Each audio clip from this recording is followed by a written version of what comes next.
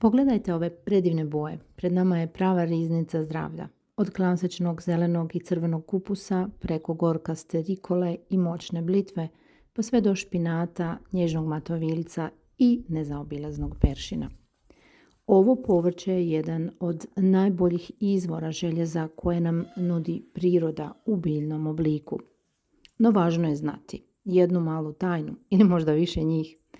Željezo iz biljnih izvora koje nazivamo nehemsko željezo naše tijelo često teško upija i teže se apsorbira. Kako biste izvukli maksimum iz ovih namirnica, uvijek ih kombinirajte sa vitaminom C. Na primjer, u salatu može se staviti sok limuna ili se dodati crvena paprika. Vitamin C djeluje kao ključ koji otvara vrata vašim stanicama kako bi lakše prihvatilo željezo. No s druge strane, budite oprezni s mliječnim proizvodima. Kalcij iz mlijeka, jogurta ili sira može značajno blokirati apsorpciju željeza jer oni se bore za iste receptore i tu kalcij uvijek pobjeđuje.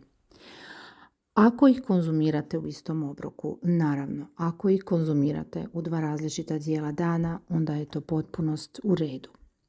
Zato znači, ako želite popraviti razinu željeza u krvi, neka ovaj zeleni tanjur bude zvijezda obroka, a mliječne proizvode ostavite za neki drugi dio dana. Malo planiranja donosi velike rezultate za vašu energiju, imunitet i zdravlje općenito.